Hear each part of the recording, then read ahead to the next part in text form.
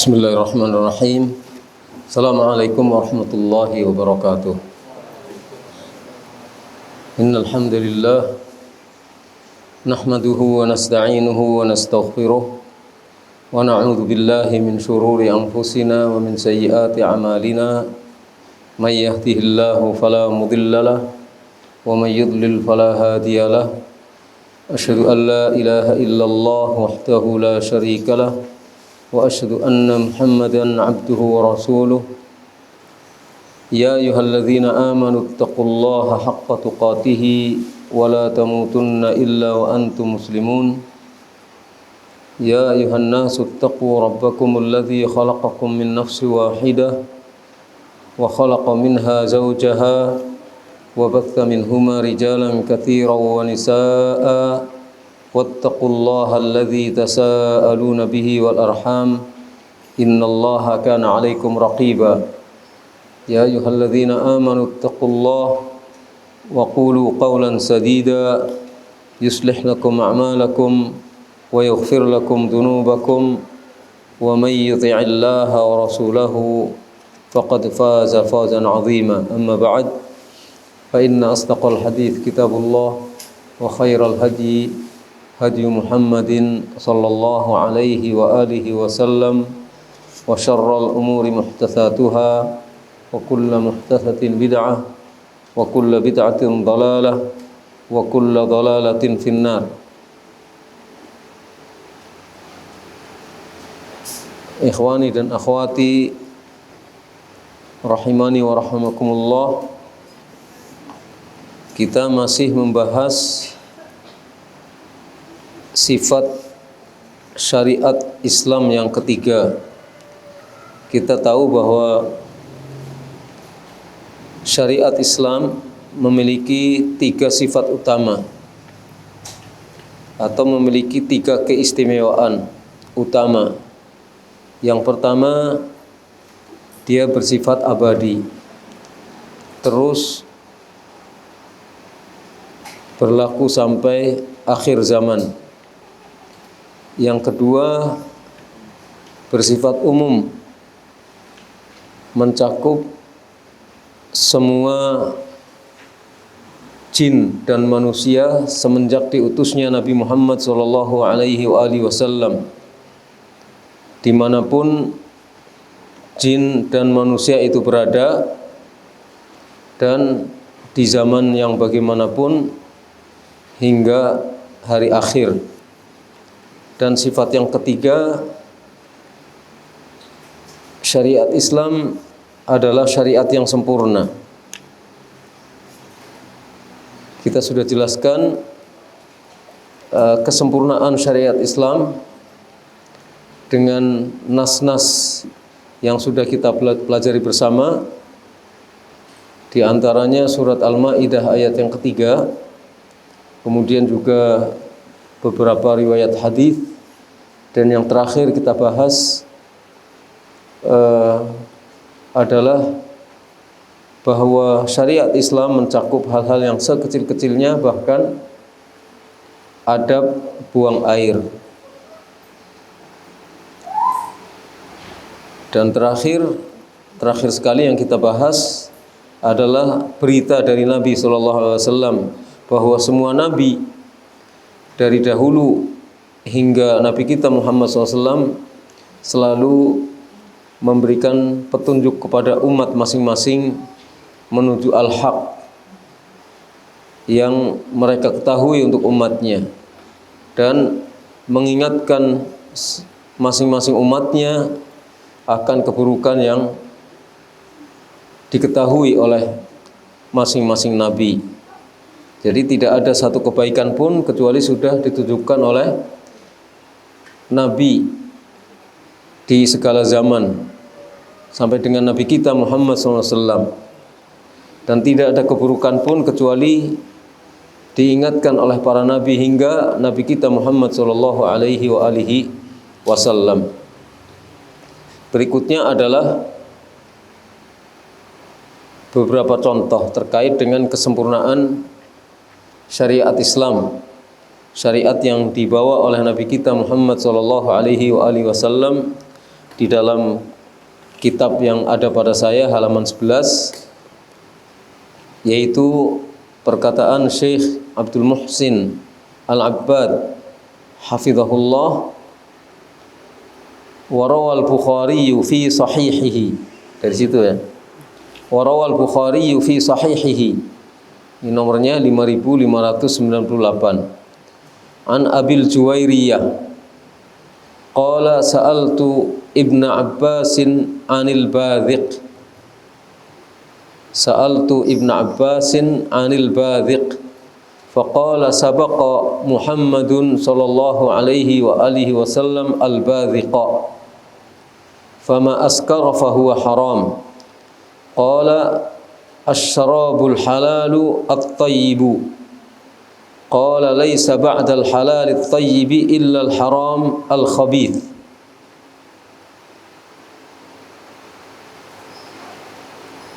Imam Al-Bukhari telah meriwayatkan di dalam kitab sahihnya dari Abu Al-Juwairiyah.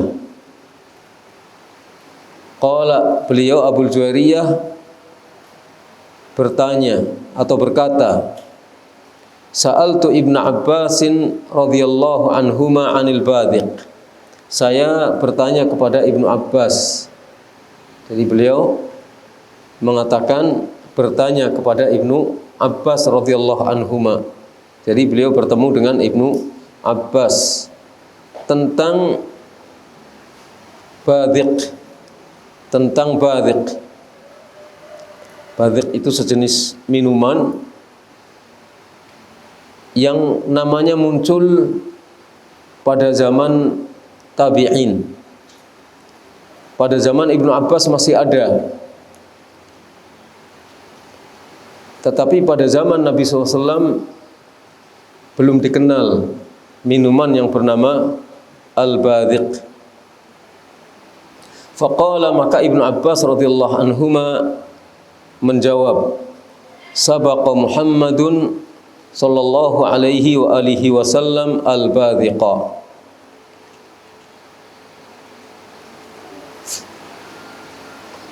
Nabi Muhammad SAW telah lebih dahulu membuat keputusan hukum tentang al-badhiq. Fama askara fahuwa haram.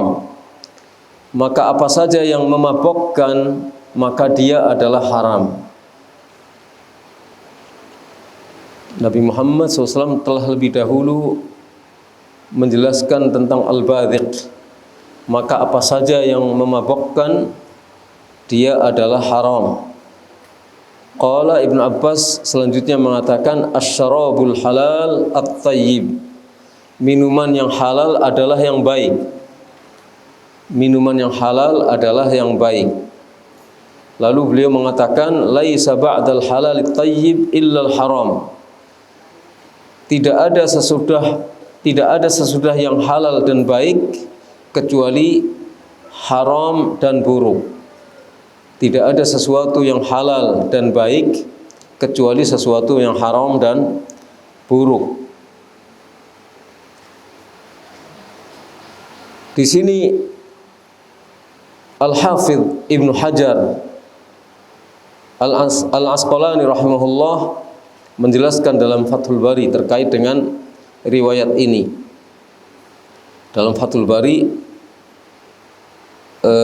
beliau mengatakan yang dimaksudkan dengan perkataan Ibnu Abbas sabaqa Muhammadun al-badhiqa fama askara fahu haram, maksudnya sabaqa Muhammadun SAW bitahrimil khamr tasmiyatahum laha al-badhiqa, bahwa Nabi SAW sudah terlebih dahulu mengharamkan khamr sebelum mereka menamainya sebagai badhiq. Nabi Muhammad SAW telah lebih dahulu mengharamkan khamr sebelum mereka menamainya sebagai al-badhiq. Jadi nama itu, nama al-badhiq, di zaman Nabi tidak dikenal. Ketika Nabi Muhammad SAW masih hidup tidak dikenal. Tapi Nabi membuat pedoman yang jelas, karena setiap sabda Nabi itu adalah al-jawami' al-kalim. Artinya perkataan yang padat, ringkas, tetapi maknanya luas.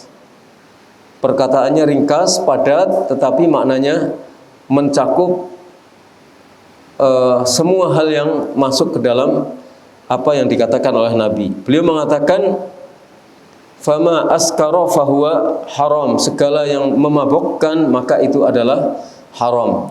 Al-badhiq memang belum ada namanya pada zaman Nabi SAW. Unsur-unsurnya mungkin juga berbeda dengan apa yang dikenal di zaman Nabi SAW. Tapi al-badhiq adalah sesuatu yang memabukkan. Maka kata Ibnu Abbas, itu sudah lebih dahulu diharamkan oleh Nabi, karena Nabi sudah membuat pedoman yang jami' mani', yang mencakup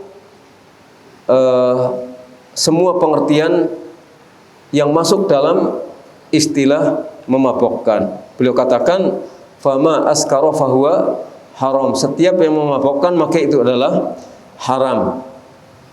Nah, al-badhiq adalah memabukkan, meskipun tidak ada pada zaman Nabi minuman yang bernama al-badhiq, tapi al-badhiq masuk dalam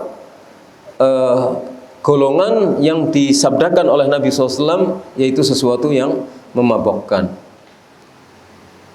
Jadi apa saja, mungkin sekarang ada, kalau zaman dahulu mungkin tidak ada minuman yang dinamakan whisky atau brandy atau yang lain-lain. Tapi itu masuk dalam kategori yang disebutkan oleh Nabi SAW, fama askara fahuwa haram. Setiap yang memabukkan adalah haram. Kata al-musannif rahimahullah, hafizahullah, wal badhiqu naw'un minal ashribah. Badhiq itu adalah sejenis minuman. Sejenis minuman. Maksudnya minuman yang memabukkan. Wal ma'na annal badhiqa lam yakun fi zamanihi sallallahu alaihi wasallam. Maknanya badhiq itu belum ada pada zaman Nabi Muhammad sallallahu alaihi wasallam. Walakin ma jaa bihi Rasul sallallahu alaihi wasallam mustau'ibun lahu wa li ghairihi. Akan tapi apa yang dibawa oleh Nabi SAW, ajaran yang disampaikan oleh Nabi SAW itu mencakup badhiq dan mencakup yang selain badhiq. Jadi sabda Nabi SAW, semua yang memabukkan adalah haram, itu mencakup badhiq maupun mencakup yang selain badhiq. Asal memabukkan maka ia adalah haram. Wa dzalika fi umumi qaulihi SAW, yaitu masuk dalam keumuman sabda Nabi SAW, ma askara fahuwa haram. Ini hadis sahih riwayat Bukhari dan yang lainnya. Setiap yang memabukkan maka dia adalah haram. Fa inna umuma hadzal hadits yadullu ala anna kulla muskirin mimma kana fi zamanihi sallallahu aw wujida ba'da zamanihi sawa'un kana sa'ilan aw jamidan fahuwa haram. Maka keumuman hadis ini, yaitu ma askara fahuwa haram, setiap yang memabukkan maka dia adalah haram. Keumuman hadis ini membuktikan atau menunjukkan bahwa setiap yang memabukkan, baik itu yang ada pada zaman Nabi SAW atau yang ditemukan pada sesudah zaman Nabi,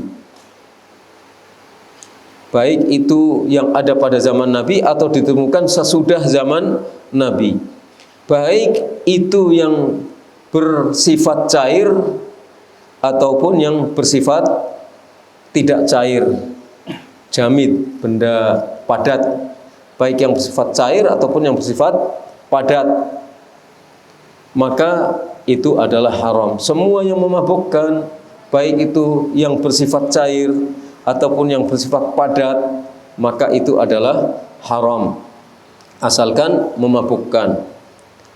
Wa anna ma lam yakun kadzalik fahuwa halal. Dan sesungguhnya apa yang tidak demikian, maka itu adalah halal. Kalau memabukkan haram, maksudnya berdasarkan hadis yang lain, sedikitnya atau banyaknya itu haram. Sedikit atau banyak, asal itu memabukkan, maka itu adalah haram. Kalau sedikit kan nggak memabukkan, tapi sifatnya adalah sifat memabukkan, maka itu adalah haram meskipun mengkonsumsinya sedikit dan tidak menyebabkan mabuk. Tapi asalnya itu adalah benda yang memabukkan. Nah, jadi yang memabukkan itu haram, yang tidak memabukkan itu halal. Baik itu cair ataupun padat. Kemudian Syekh Abdul Muhsin Al-Abbad hafizahullah mengatakan, wa yuqalu fi syurbid dukhan alladhi wujida fi azminatin mutaakhiratin ma qila fil badiq. Afwan. Wa yuqalu fi syurbil dukhan alladhi wujida fi azminatin mutaakhirah ma qila fil badiq. Artinya merokok. Ini hubungannya dengan merokok sekarang. Mengkonsumsi rokok yang didapatkan pada zaman-zaman belakangan ini itu disebutkan sebagaimana disebutkan pada al-badhiq. Hukumnya disamakan dengan hukum al-badhiq. Sama-sama pada zaman Nabi Muhammad tidak ada. Pada zaman Nabi Muhammad tidak ada, tapi sifat asli dari badhiq itu memabukkan, sifat rokok juga pada aslinya memabukkan. Kalau ada tokek ya, kita jejali tembakau pasti dia mendem itu, artinya sebentar lagi dia tewas. Dulu waktu kecil saya soalnya suka nyoba itu pakai tembakau ya, kita jejali tembakau sedikit aja di mulutnya, pegang, nanti sebentar ya, nggak tunggu lama-lama dia akan mabuk dan kemudian tewas. Itu begitu. Sedangkan unsur rokok itu unsurnya itu.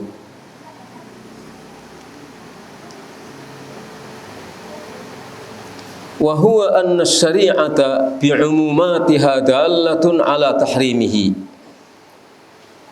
Yaitu dikatakan untuk rokok sama dengan untuk badhiq, yaitu apa? Bahwa syariat dengan keumuman dalil-dalil yang ada menunjukkan keharamannya. Di antara dalil-dalil yang ada itu, wa dzalika fi qaulihi subhanahu wa ta'ala an nabiyhi Muhammadin sallallahu alaihi wasallam, yaitu di dalam firman Allah Subhanahu wa taala yang menceritakan tentang Nabi Muhammad sallallahu alaihi wasallam. Apa? Dalam surat Al-A'raf ayat 157, boleh dilihat itu surat Al-A'raf. Kalau lihat sepotong ayatnya ini mungkin belum tegas, belum kelihatan. Wa yuhillu lahumut thayyibat wa yuharrimu 'alaihimul khaba'ith. Awal ayatnya alladzina yattabi'una ar-rasulan nabiyyal ummiyya alladzi yajidunahu maktuban 'indahum fit Taurati wal Injil ya'muruna bil ma'rufi wa ya'muruhum bil ma'rufi wa yanhahum 'anil munkar wa yuhillu lahumut thayyibat wa yuharrimu 'alaihimul khaba'ith wa yad'u 'anhum israhum wal aghlal allati kanat 'alaihim ila akhiril ayat. Orang-orang yang mengikuti Rasul yang ummi, orang-orang yang mengikuti Rasul Nabi yang ummi, itu Nabi Muhammad SAW. Ummi itu tidak bisa baca tulis, buta huruf, tapi bukan berarti nggak ngerti ilmu. Tidak bisa baca tulis, bukan berarti tidak ngerti ilmu. Beliau adalah ilmunya langsung dari Allah SWT. Orang-orang yang mengikuti Rasul, yaitu Nabi yang ummi, yang mereka dapatkan Nabi itu di dalam tertulis di dalam Taurat dan Injil. Nabi ini memerintahkan mereka berbuat ma'ruf dan mencegah mereka dari perbuatan mungkar, menghalalkan bagi mereka yang baik dan mengharamkan bagi mereka yang buruk-buruk, melepaskan diri mereka beban-beban dan belenggu-belenggu yang mengikat mereka. Maksudnya Nabi Muhammad SAW itu datang dengan membawa agama yang samhah, millah samhah, agama yang enak, yang longgar, yang mudah, tidak sebagaimana agama-agama terdahulu. Jadi melepaskan dari hal-hal yang sebelumnya menjadi beban bagi mereka, ternyata dalam Islam yang dibawa oleh Nabi Muhammad SAW adalah kemudahan-kemudahan yang berbeda dengan syariat-syariat yang terlebih dahulu. Yang menjadi pokok bahasan dalam ayat ini adalah wa yuhillu lahumut thayyibat wa yuharrimu alaihimul khaba'ith. Nabi yang menghalalkan untuk mereka yang thayyibat, yang baik-baik. Wa yuharrimu alaihimul khaba'ith, dan mengharamkan untuk mereka yang khaba'ith, yang buruk-buruk.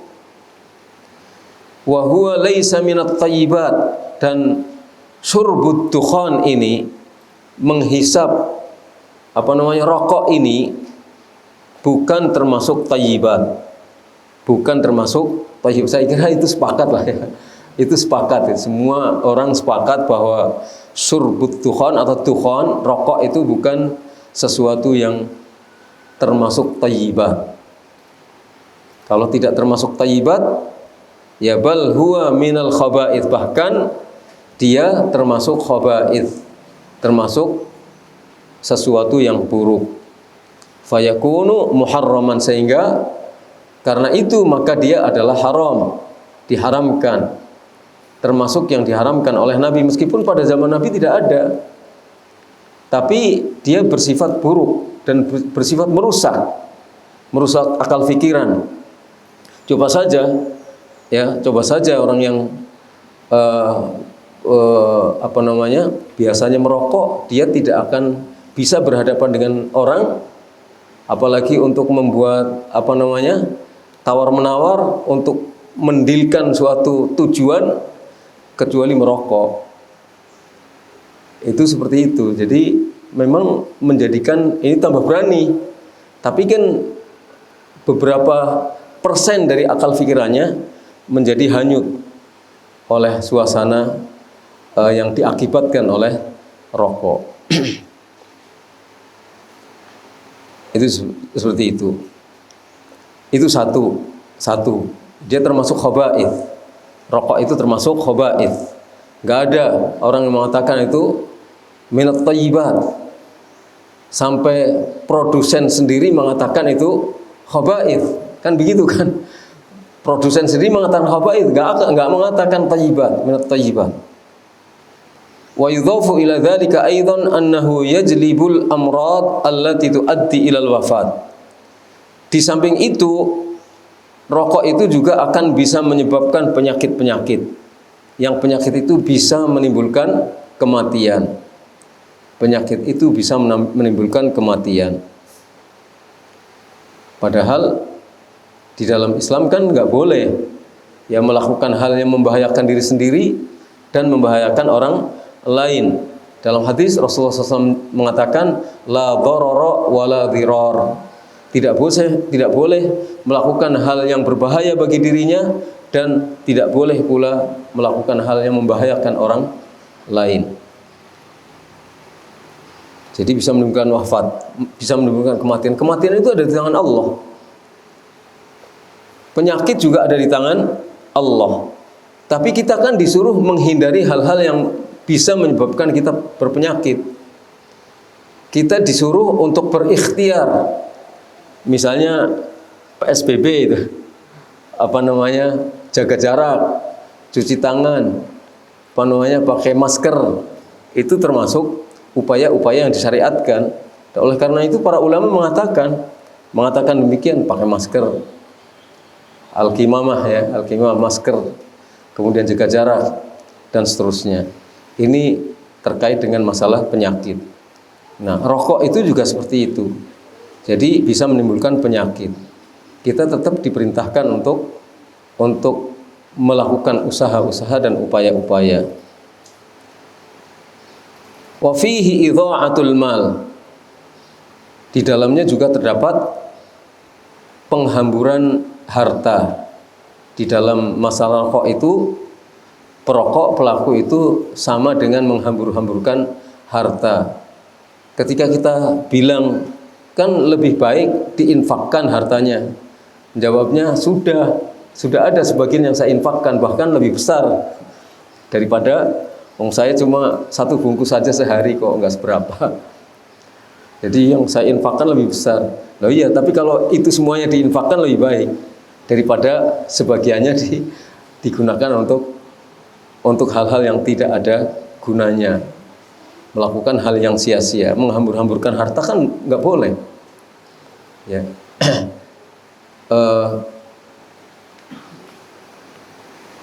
Dalam satu hadis dikatakan ada 3 hal yang dilarang oleh Nabi. 1 syirik, yang kedua kathratus su'al, banyak bertanya, yang ketiga idha'atul mal, menghambur-hamburkan uang, memburu-hamburkan harta. Nggak boleh dalam Islam untuk tujuan yang sia-sia, yang tidak ada manfaatnya. Jadi asyirku billah, kemudian kathratus su'al, banyak bertanya yang tidak berfaedah pertanyaannya.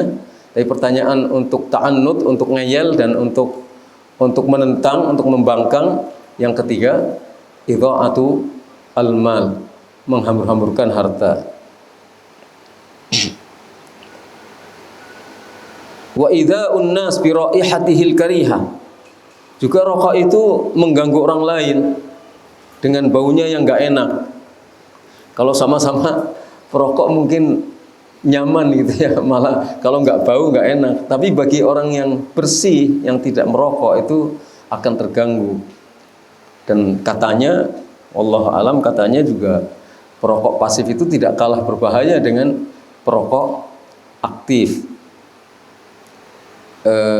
Ini masuk dalam hadis yang disabdakan oleh Nabi Muhammad SAW, al-muslimu alladzi salimal muslimun min lisanihi wa yadihi. Seorang muslim adalah seorang yang orang muslim lainnya itu selamat dari tangan dan lidahnya, lisannya. Ya apa saja, itu kan mengganggu itu. Dan merokok itu mengganggu, berarti mengganggu kenyamanan orang lain. Coba kalau kita misalnya di mobil, ya, kita nggak seneng rokok, kemudian ada yang merokok, kan kita jadi sakit, sesak nafasnya dan seterusnya. Jadi terganggu, tetap terganggu. Ada 100 orang yang tidak terganggu, yang terganggu cuma 2, cukup itu sebagai alasan. Cukup sebagai alasan bahwa itu mengganggu.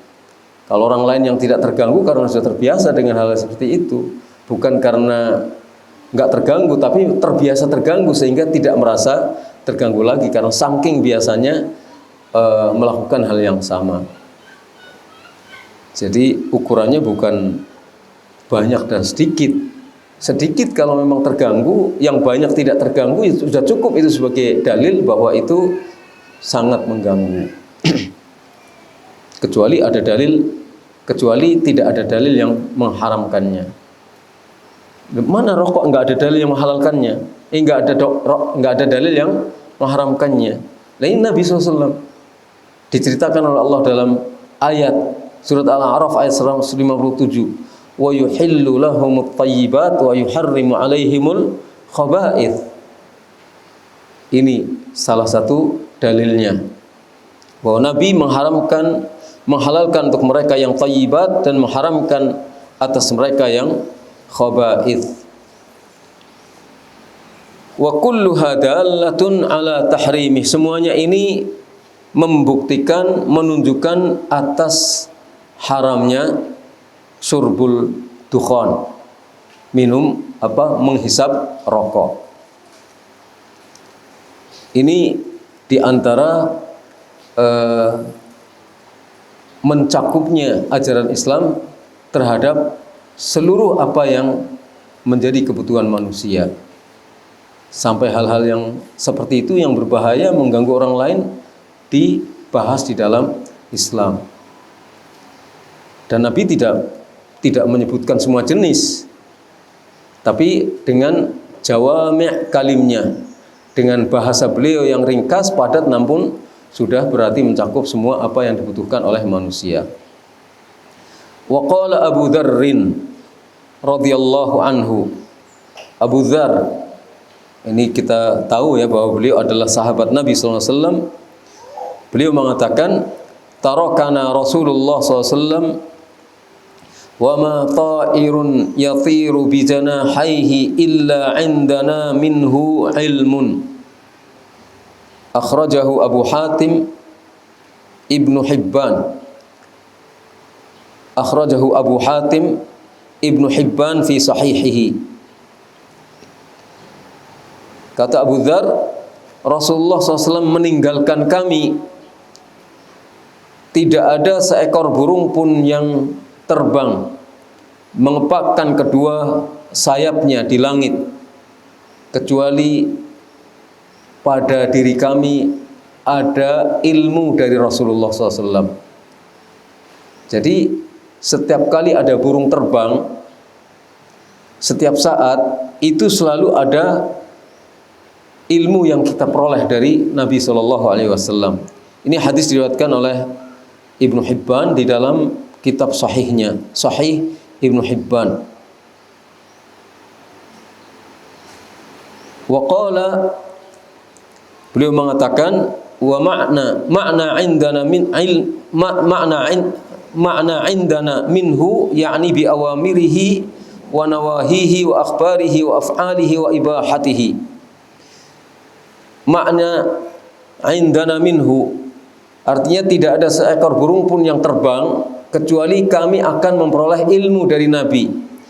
Yang dimaksudkan kami akan memperoleh ilmu dari Nabi, maksudnya adalah ilmu yang berupa perintah-perintah dari Nabi, ilmu yang berupa larangan-larangan dari Nabi, ilmu yang berupa berita-berita dari Nabi, ilmu yang berupa perbuatan-perbuatan Nabi, ilmu yang berupa hal-hal yang dibolehkan oleh Nabi. Jadi setiap saat burung terbang, tidaklah burung itu mengepakkan kedua sayapnya, pasti akan ada ilmu dari Nabi.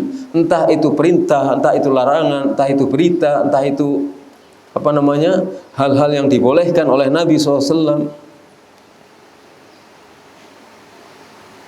Ini riwayat ini sahahahu asy-Syaikh Al-Albani rahimahullah fi Sahih Mawarididh Dham'an fi Zawaid Ibn Hibban Al-Haythami.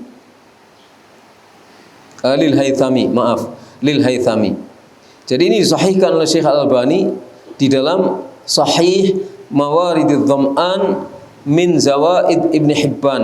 Kitab ini karya Al-Haythami. Kitab ini kitab Mawarididh Dham'an fi Zawaid Ibn Hibban. Jadi ada Sahih Ibn Hibban, kemudian setelah itu ada kitab baru muncul namanya Mawarididh Dham'an fi Zawaid Ibn Hibban.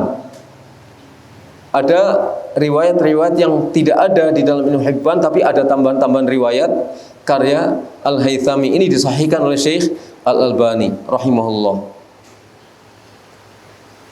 Selanjutnya beliau mengatakan, jadi yang dimaksudkan beliau adalah Syekh Abdul Muhsin Al-Abbad. Wa minal ilmi, ini kita sama-sama memperhatikan, sama-sama mempelajari, sama-sama merenungkan.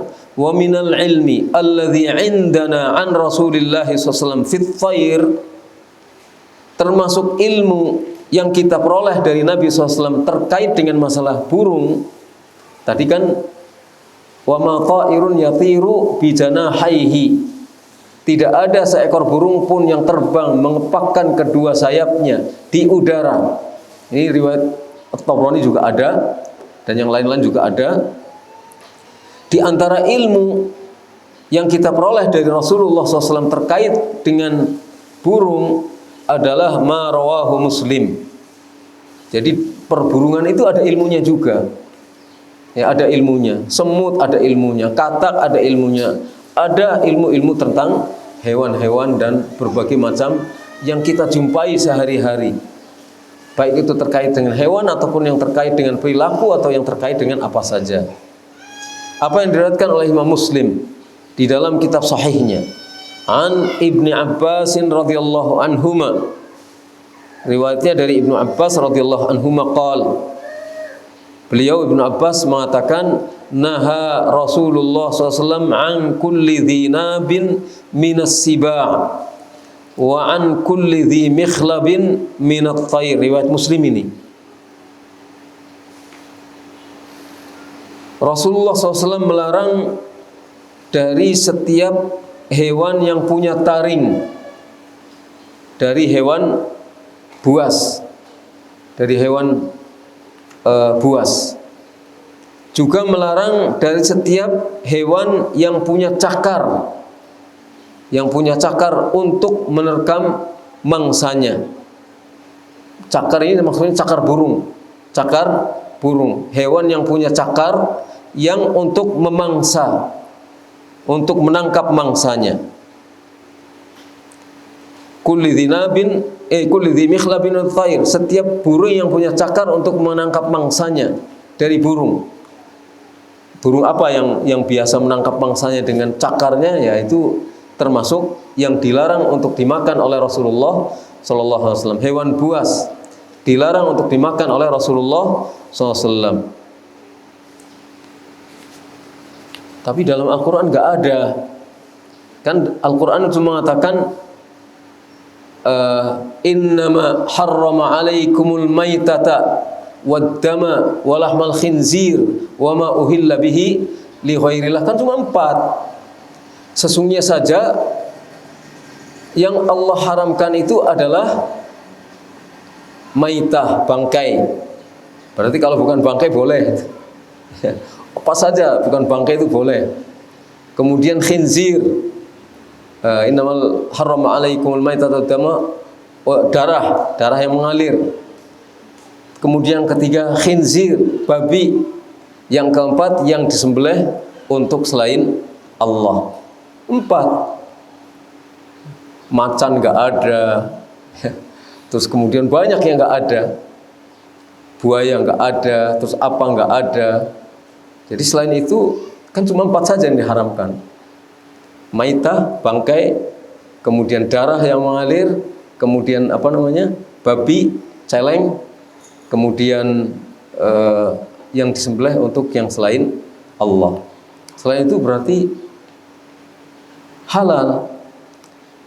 Nah itu ayat ini terkait dengan keadaan kaum muslimin pada saat mereka baru masuk Islam. Mereka yang biasanya mengharamkan segala makanan, yang biasanya mereka pada saat kafir itu banyak mengharamkan makanan-makanan, kemudian takut memakan makanan yang ada yang biasa mereka haramkan. Kemudian turunlah ayat ini menjelaskan yang diharamkan itu hanyalah ini. Jadi jangan takut. Tapi ada hal-hal yang lain, ikuti petunjuk Nabi Shallallahu Alaihi Wasallam. Jadi itu terkait dengan sebab turunnya ayat ini, terkait dengan rasa khawatir mereka terjerumus dalam perkara yang diharamkan oleh Allah. Akhirnya dijelaskan, oh kalau itu nggak apa-apa, halal. Yang haram ini. Itu pada zaman itu ketika mereka takut untuk makan makanan yang mereka bisa terjerumus dalam perkara haram, padahal tidak haram, itu halal. Nah, lebih jelasnya lagi adalah mengikuti petunjuk Rasulullah, karena tidak mungkin sabda Rasulullah, alladzi la yantiqu 'anil hawa in huwa illa wahyu yuha. Yang Rasulullah tidak mungkin berbicara mengikuti hawa nafsunya, tapi yang beliau katakan itu adalah wahyu yang diterima dari Allah.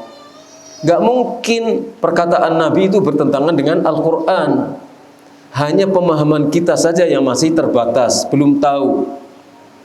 Makanya berbahaya kalau kita tidak bertanya kepada ahlinya, kalau kita tidak memahami nas, mengikuti tafsir dari para ulama. Berbahaya kita mengambil kesimpulan sendiri tentang ayat, kita mengambil kesimpulan sendiri tentang hadis, kita mengambil kesimpulan sendiri tentang perkataan para ulama.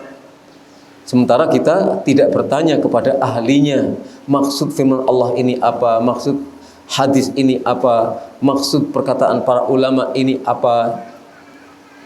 Karena sesungguhnya itulah yang dulu menjadi salah satu faktor yang menyebabkan Khawarij menyimpang itu. Jadi tidak memahami ayat sebagaimana yang difahami oleh para sahabat, tidak memahami hadis tidak sebagaimana yang difahami oleh para sahabat Nabi SAW. Nah, oleh karena itu kita memahami masalah ini harus bertanya kepada ahlinya. Ada ayat, ada hadis, ada pernyataan ulama, ada keterangan-keterangan di dalam bab fikih itu, bab-bab seperti ini banyak sekali didapatkan.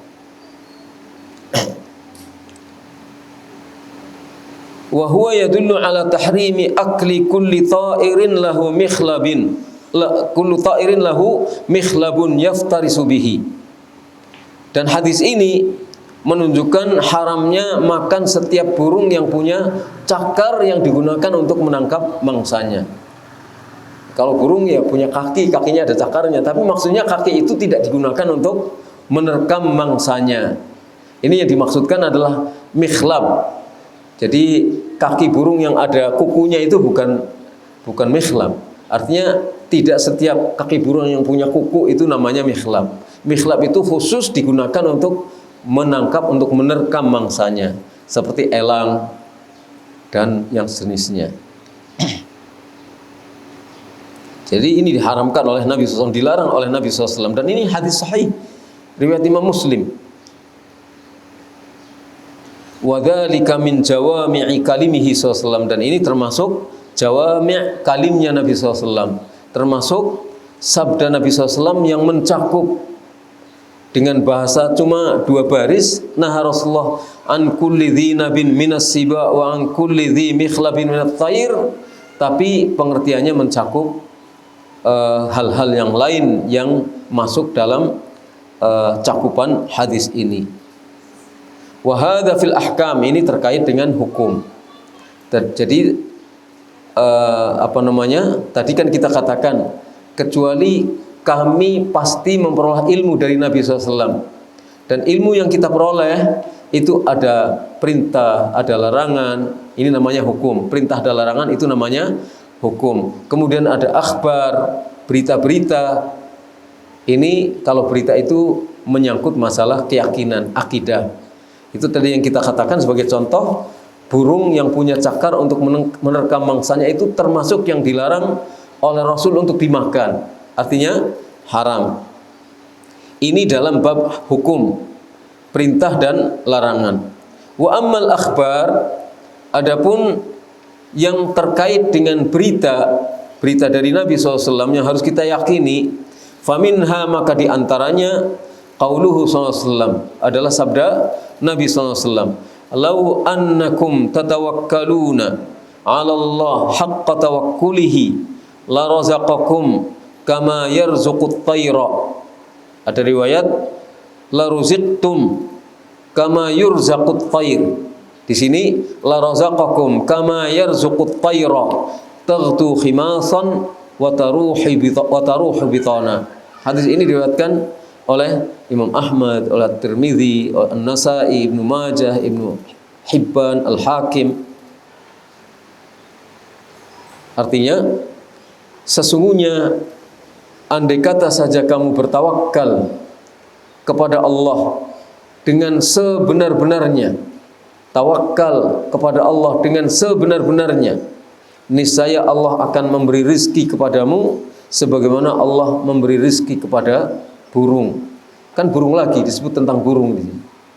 Jadi Rasulullah SAW menyebutkan tentang burung supaya niru gaya hidup burung.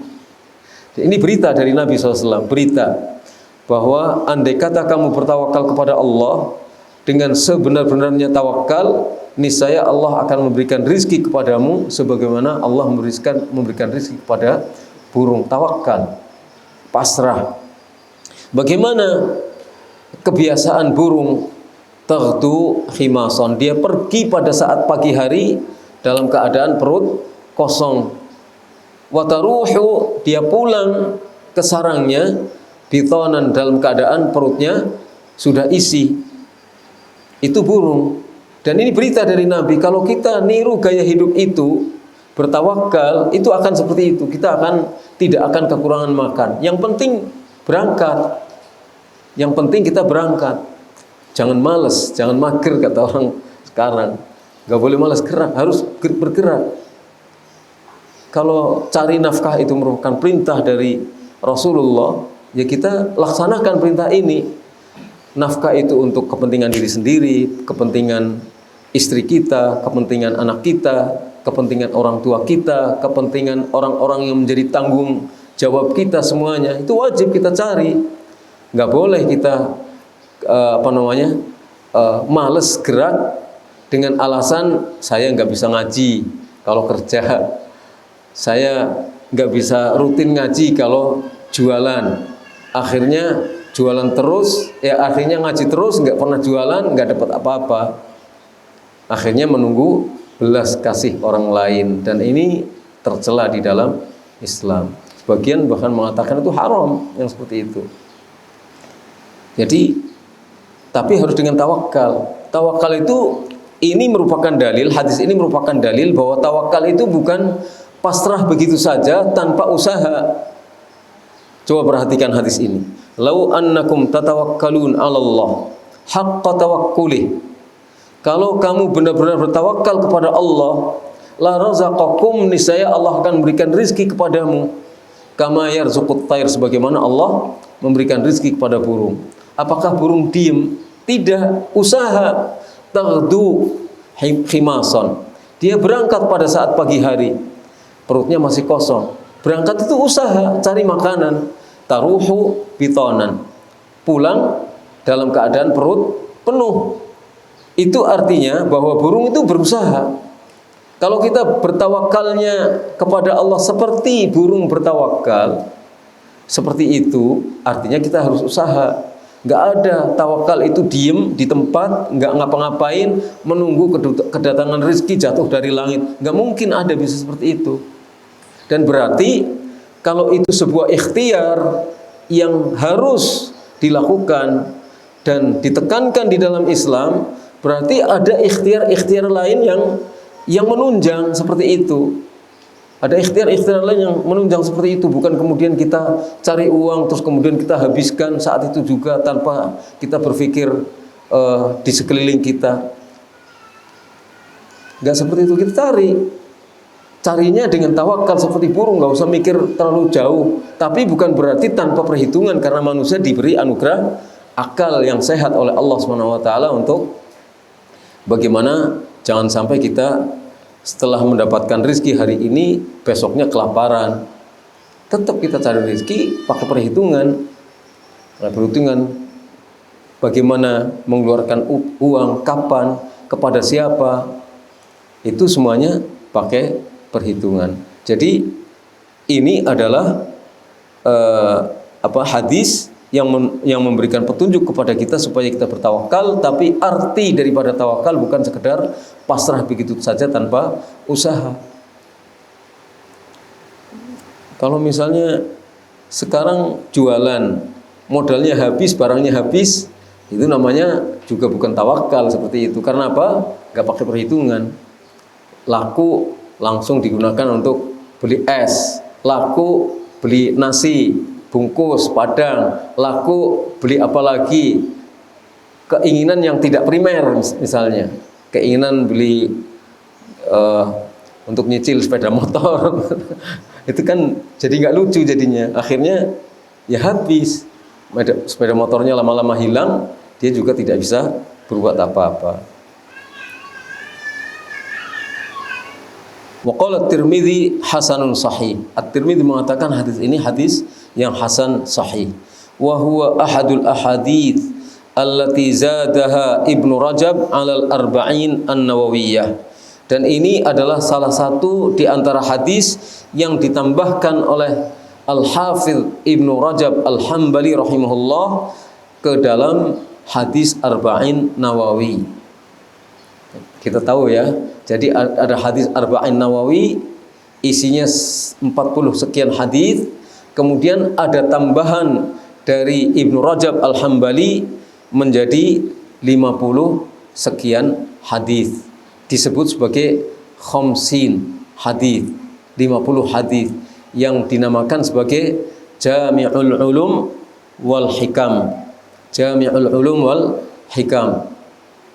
Artinya yang mencakup ilmu-ilmu dan mencakup hikmah-hikmah.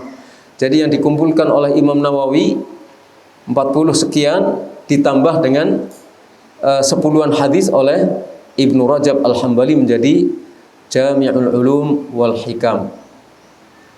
Jadi itu yang menjadi syarah daripada 50 hadis oleh Ibnu Rajab Al-Hambali. Dan kita perlu mengenal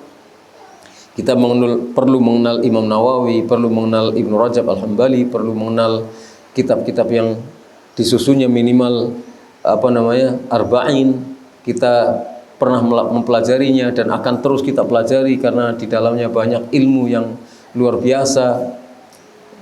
Terus Jami'ul Ulum wal Hikam juga perlu kita pelajari.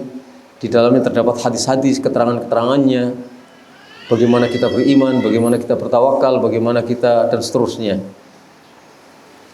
Jadi yang kita kaji seperti ini adalah kutub-kutub sebagai pembuka, ya. Kutub-kutub sebagai pembuka, bukan ini aja ilmu itu. Untuk memahami manhaj juga bukan ini saja, tapi ini adalah kitab-kitab pembuka. Setelah itu kita akan masuk ke dalam satu ruangan ilmu yang sangat luas. Lah kalau ini saja kita nggak paham, nah bagaimana kita akan memasuki ruangan ilmu yang sangat luas, lautan, kita nyebur ke dalam lautan. Ya, jadi lautan yang tidak akan membahayakan kita. Lautan ilmu itu tidak akan membahayakan kita. Tapi kalau kita antum pergi ke pantai nyebur ke lautan berbahaya. Ya, karena itu adalah lautan sungguhan, lautan air yang kalau kita masuk akan kelelep kita dan akan mungkin pulang tinggal hanya nama saja sama jasad. Kadang-kadang jasadnya nggak balik. Tapi kalau mengarungi lautan ilmu itu kita tidak akan binasa, kecuali ilmu yang diarungi itu adalah ilmu yang sesat, maka kita akan binasa juga. Tapi kalau ilmu yang kita arungi adalah Al-Quran, Sunnah, kemudian kitab-kitabnya para ulama, itu kita tidak akan rugi selama-lamanya. Menurut kemampuan kita saja, tapi kita punya semangat, punya etos untuk mengkaji dan mendalami ilmu-ilmu ajaran Islam. Dan kita nggak boleh merasa jenuh belajar ilmu. Kita tidak boleh bosen mempelajari ilmu. Ini sudah kita kaji kok, saya sudah pernah mengkaji ini. Ya kaji lagi dengan orang yang sama ataupun dengan orang yang lain, ataupun mungkin antum bisa mendengar ceramah-ceramah atau pelajaran-pelajaran yang ada di rekaman atau di mana itu, di YouTube atau di mana. Kita buka kembali bukunya, kemudian kita pelajari, kita ambil faidah-faidah yang sangat bermanfaat di situ. Akhirnya kita berkembang, ya, kita berkembang dan tidak mabni, tidak menjadi orang yang mabni. Mabni itu apa? Tetap tidak berkembang. Jadi istilahnya mabniun ala sukun lagi, sukun terus, sukun kan mati itu ya. Jadi seperti itu. Selanjutnya Syekh Abdul Muhsin rahimahullah mengatakan, qala al-Imam Ibnul Qayyim fi kitabih I'lam al-Muwaqqi'in. Al-Imam Ibnul Qayyim rahimahullah mengatakan di dalam kitabnya yang qayyim, kitabnya yang bagus, I'lam al-Muwaqqi'in. Judulnya I'lam al-Muwaqqi'in. Pemberitahuan kepada orang-orang yang bertanda tangan. Bertanda tangan. Jadi al-muwaqqi' dalam bahasa Arab artinya orang yang bertanda tangan. Sah. Ada orang datang kepada kita, kemudian minta pertimbangan kepada kita, boleh nggak kita melakukan ini, tanda tangan, seret, berarti boleh. Bendahara datang kepada ketua, ini ada orang mengajukan anggaran sekian, gimana, boleh nggak? Ketua tanda tangan, seret, sah, berarti dibolehkan anggaran itu, boleh dijalankan, anggaran itu disetujui oleh ketua. Lah, ini adalah i'lam al-muwaqqi'in, pemberitahuan kepada orang-orang yang tanda tangan. Maksudnya apa? Para ulama, para mufti, ahli fatwa. Ahli fatwa disebut sebagai al-muwaqqi'in. Para ahli fatwa, oh hukum ini boleh, hukum ini tidak boleh. Artinya dia seperti orang yang sudah menandatangani sebuah pernyataan ini boleh, mewakili Allah Subhanahu wa taala. Karena hukumnya milik Allah Subhanahu wa taala. Ketika seseorang mengatakan boleh, berarti dia sudah menyatakan dirinya sebagai orang yang menandatangani sebagai wakil Allah untuk menyatakan boleh terhadap hukum ini. Coba bayangkan, berat enggak? Berat. Tidak boleh tanda tangan seret, padahal boleh. Kan berat. Makanya beliau menyusun kitab terdiri dari beberapa jilid tebal khusus terkait dengan masalah fatwa, terkait dengan masalah pedoman-pedoman berilmu. Beliau mengatakan fi bayani kamalis syariah, tentang berkata menjelaskan tentang sempurnanya syariat Islam. Tentang sempurnanya syariat Islam. Makanya para mufti, para orang yang berfatwa itu harus berhati-hati. Jangan sampai perkataannya itu menambahkan kesempurnaan Islam atau mengurangi kesempurnaan Islam. Qala wa hadzal aslu min ahammil usul wa anfa'iha. Pokok ini termasuk pokok yang paling penting dan yang paling bermanfaat. Wa huwa mabniyun ala harfin wahid. Itu dibangun berdasarkan satu huruf saja, atau satu kata saja. Satu huruf maksudnya satu kalimat saja. Yaitu apa? Bangunan pokok ini berdasarkan pada satu kalimat. Wa huwa umumu risalatihi sallallahu alaihi wasallam bin nisbati ila kulli ma yahtaju ilaihi al-ibad fi ma'arifihim wa ulumihim wa a'malihim. Yaitu keumuman risalah Nabi SAW terhadap semua, mencakupnya risalah Nabi SAW terhadap semua yang dibutuhkan oleh hamba, mencakupnya syariat Islam, risalah Nabi Muhammad SAW mencakup semua apa yang dibutuhkan oleh hamba, baik terkait dengan pengetahuan mereka, wa ulumihim, baik terkait dengan ilmu mereka, wa amalihim, maupun amal-amal perbuatan mereka, mencakup semuanya. Risalah Nabi Muhammad mencakup semua kebutuhan hamba, kebutuhan pengetahuan, kebutuhan ilmu, kebutuhan amal. Itu begitu. Wa annahu lam yuhwij ummatahu ila ahadin ba'dahu, dan bahwa Nabi SAW tidak menjadikan umatnya itu butuh kepada siapapun sesudah Nabi.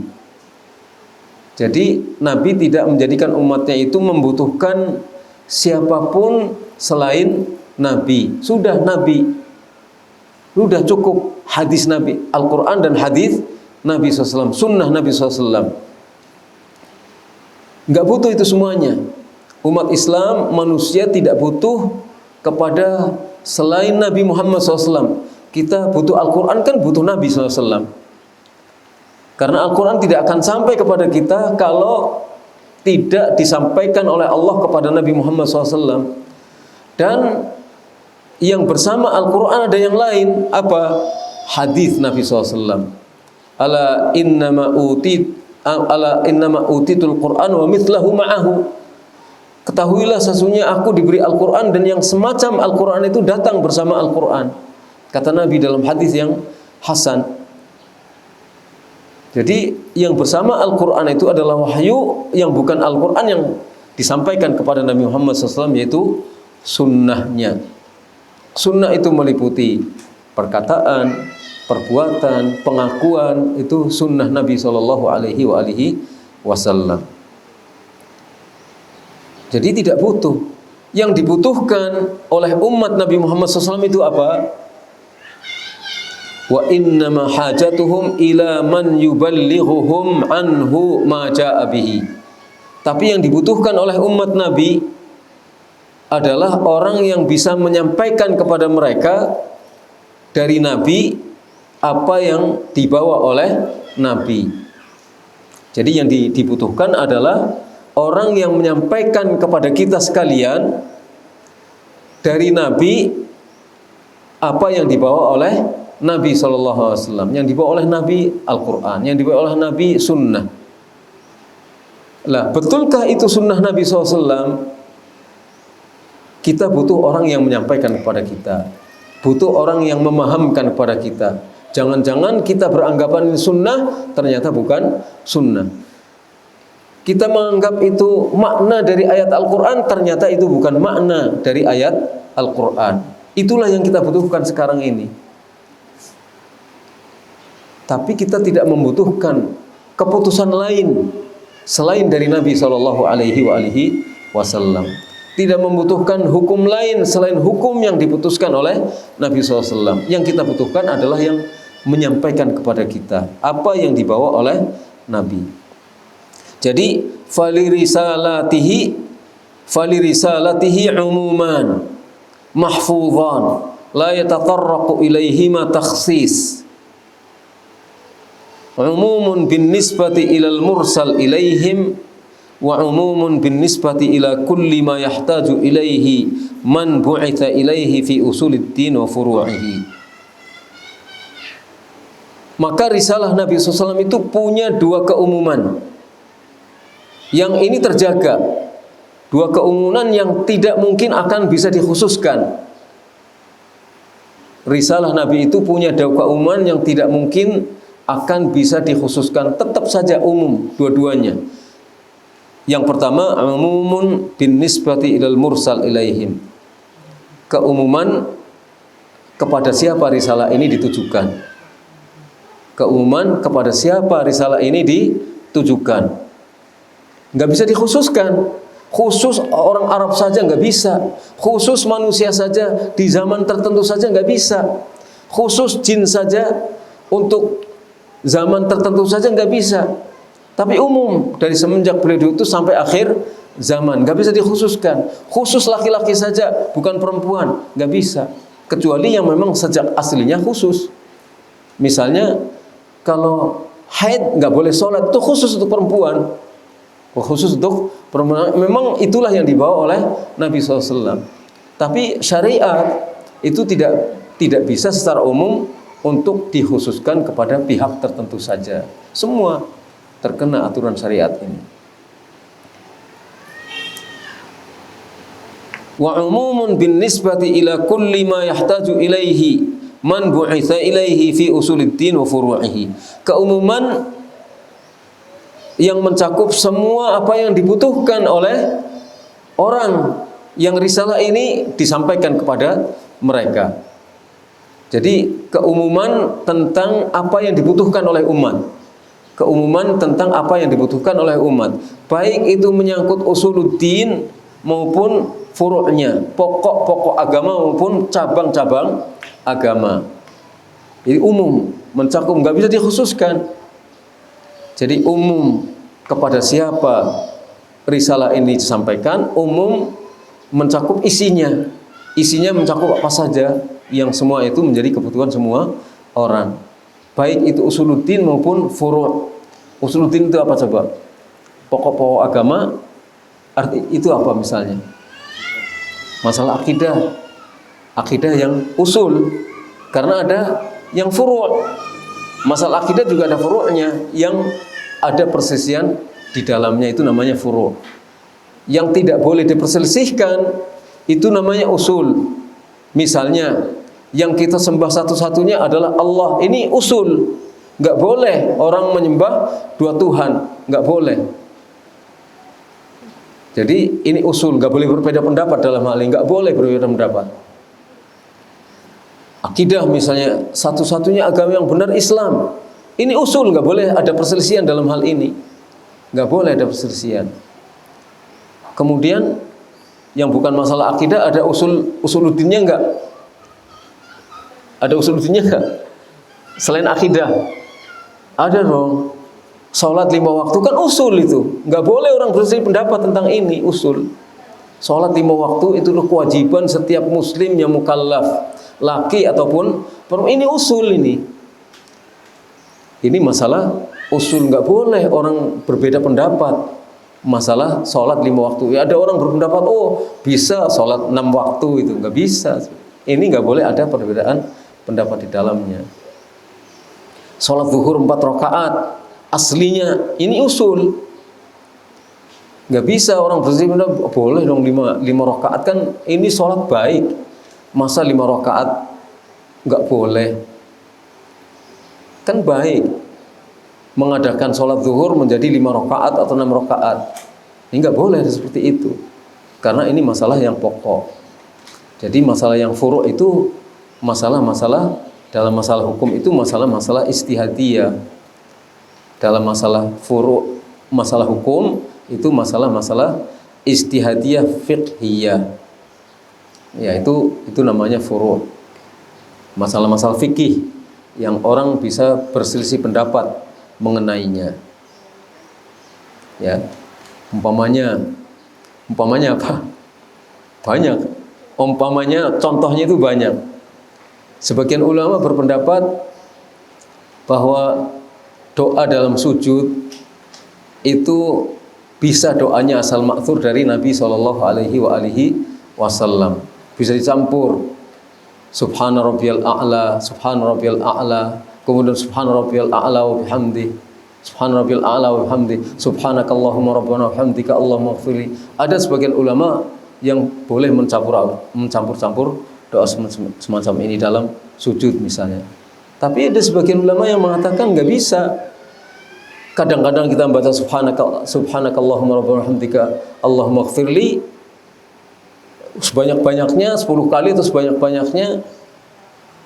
Kemudian kalau ingin doa yang lain ya doa itu saja, sebagian seperti itu. Ini masuk dalam ranah fikih. Tapi tetap saja yang benar cuma satu.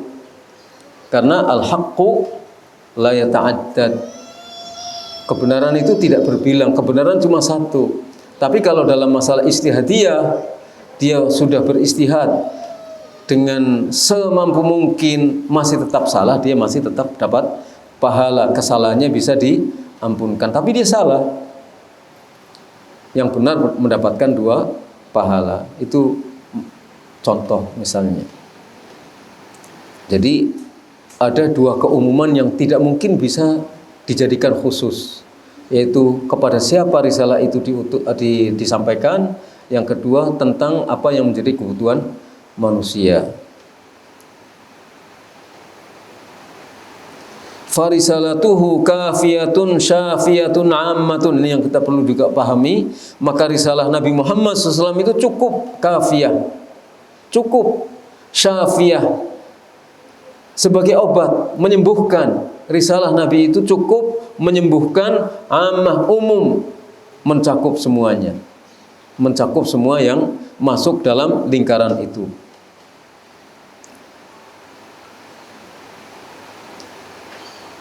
La tahuj ila siwaha, tidak membutuhkan kepada yang lain.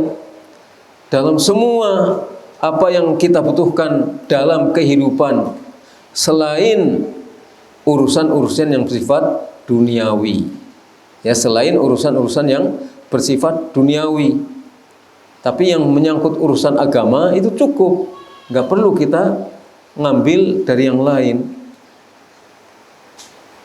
Kalau mau masak nasi pakai kayu, pakai kompor minyak tanah atau kompor gas atau pakai teknologi yang apalagi terserah. Ya, Rasulullah tidak mencampuri urusan-urusan seperti ini. Mau nanam pisang, mau nanam pisang Cavendish atau kepo atau yang lainnya, terserah. Teknologinya terserah, yang terbaik dalam urusan keduniaan seperti ini terserah.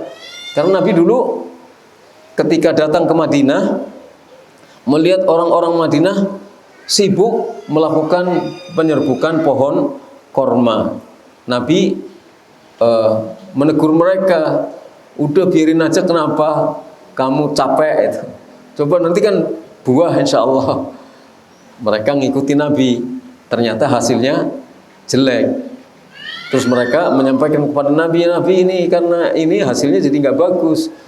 Iya memang itu urusan kamu lebih tahu tentang urusan kamu. Antum a'lamu bi amri dunyakum. Dalam hadis riwayat Muslim, kamu lebih tahu tentang urusan dunia kamu. Bisa dimengerti sampai di sini ya. Jadi ketika kita sampaikan bahwa para sahabat orang yang paling berilmu di antara semua manusia yang lain sesudah para sahabat, itu maksudnya bukan ilmu tentang teknologi dunia, bukan itu, tapi ilmu agama.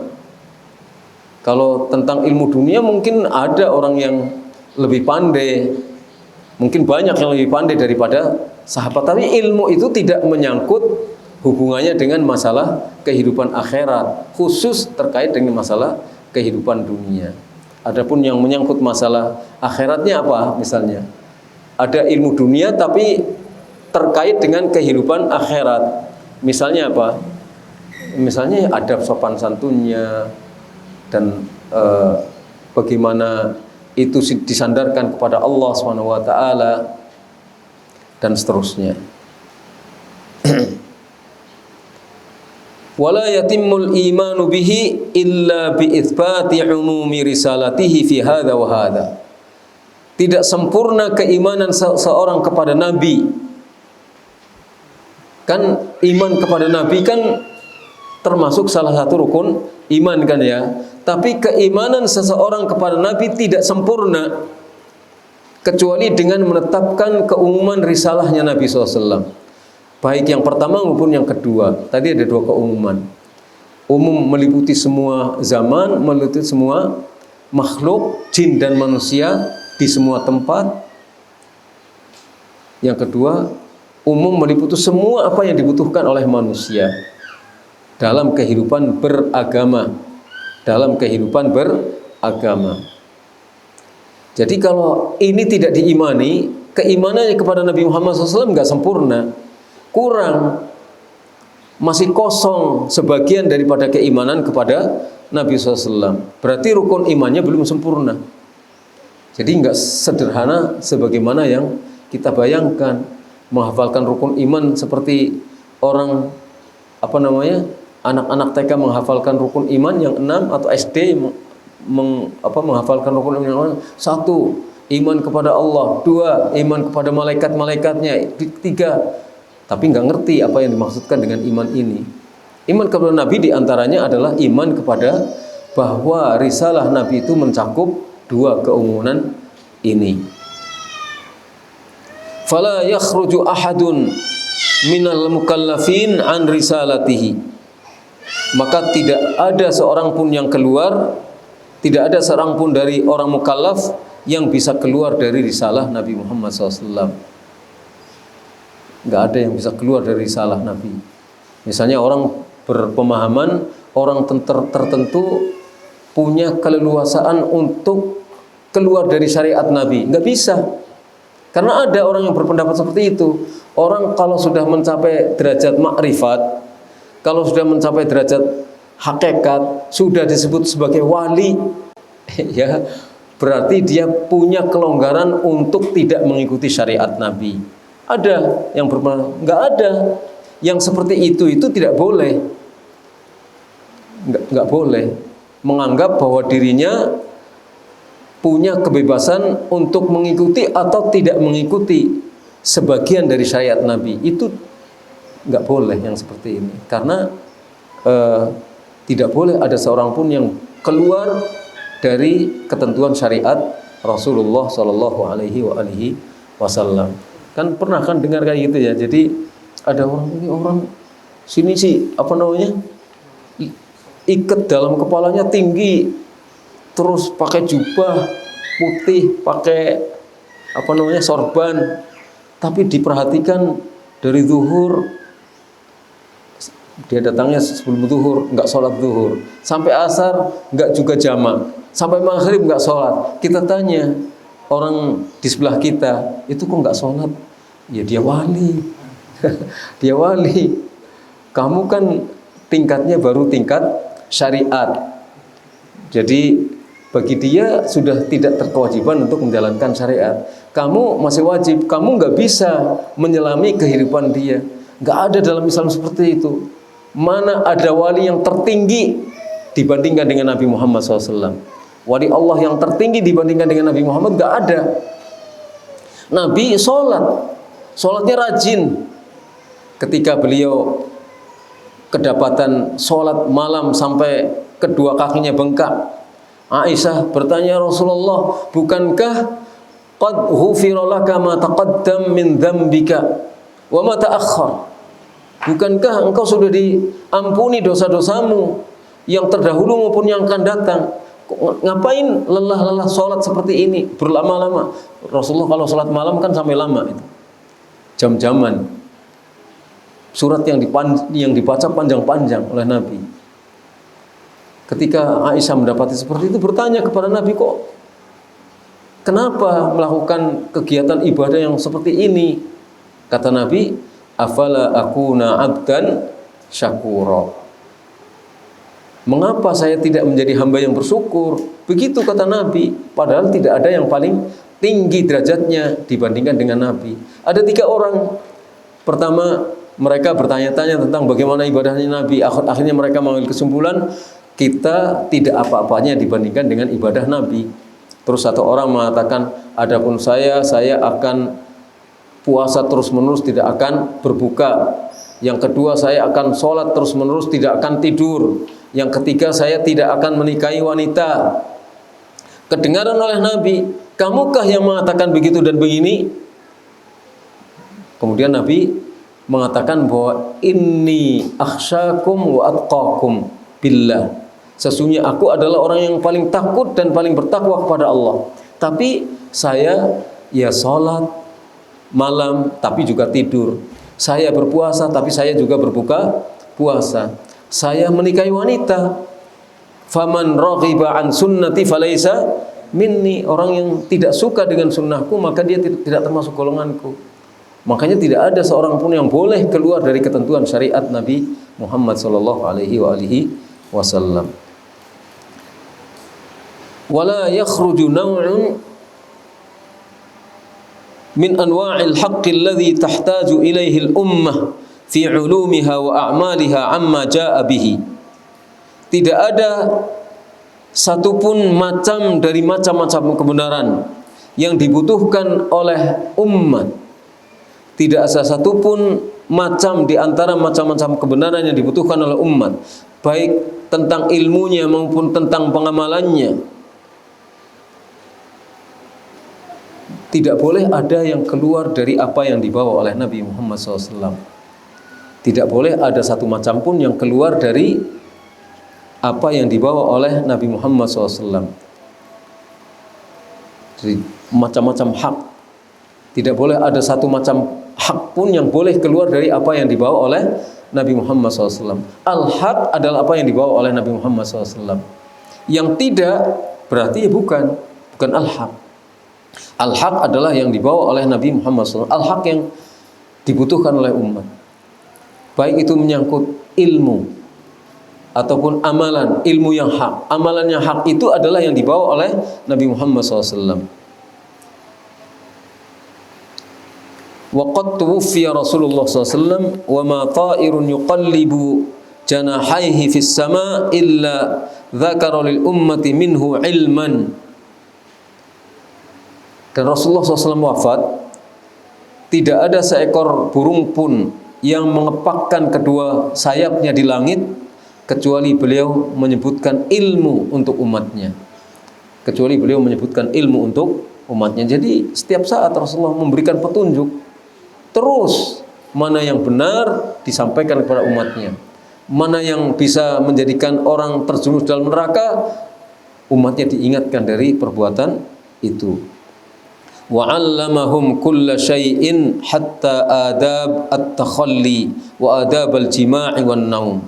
Dan Nabi mengajarkan kepada mereka semua hal yang terkait dengan keselamatan manusia hidup di dunia maupun di akhirat, sampai mengajarkan bagaimana adab buang air, adab berjima, adab tidur. Tidur kan juga ada adabnya, bukan adab bukan tidur tanpa adab, harus ada adabnya. Wal qiyam, adab duduk, adab berdiri. Wal qu'ud, adab duduk. Wal akal wasyurb, adab makan, adab minum, ada semuanya. War rukub, ketika naik kendaraan. Wan nuzul, ketika turun dari kendaraan. Was safar, atau turun dari tangga rumahnya. Semua ada adab-adab yang diajarkan oleh Nabi SAW. Was-safar wal iqamah, ketika bepergian, ketika tinggal di rumah. Was-samat, ketika diam tidak berbicara. Wal kalam, ketika berbicara. Wal uzlah, ketika menyendiri. Wal khultah, ketika bergaul dengan orang lain. Wal ghina wal faqr, adab ketika kaya, adab ketika fakir. Was-sihha, adab ketika sakit. Adab ketika sehat. Wal marad, adab ketika sakit.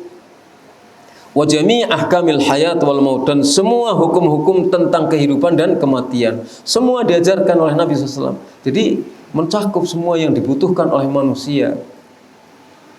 Kita diam harus ada adabnya. Kan nggak boleh diam saja, diamnya tanpa adab. Misalnya apa? Seharusnya ngomong dia diam saja, kan nggak beradab.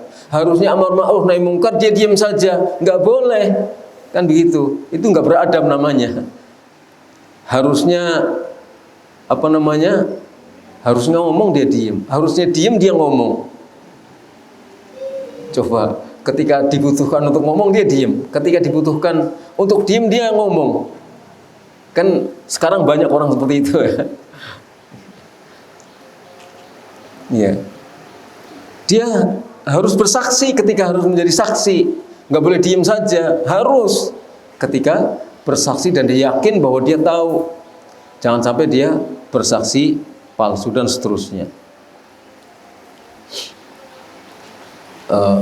Sudah zuhur, kita belum selesai menukil perkataan Imam Ibnul Qayyim. Insyaallah kita lanjut pada kesempatan yang akan datang.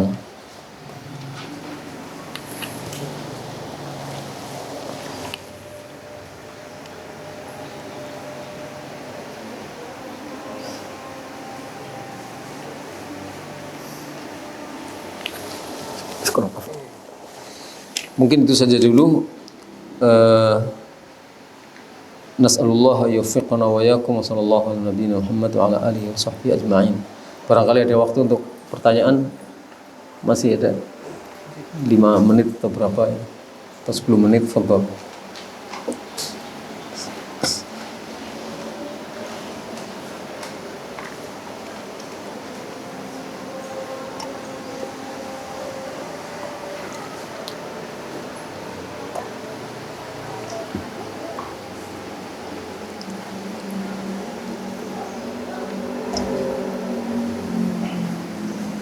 Kalau tidak ada pertanyaan, kita tutup saja. Sekali lagi, nas'alullaha ayyuwaffiqana wa iyyakum wa sallallahu ala nabiyyina Muhammad wa ala alihi wa sahbihi ajma'in. Subhanakallahumma hamdika asyhadu an la ilaha illa anta astaghfiruka wa atubu ilaik. Assalamualaikum warahmatullahi wabarakatuh.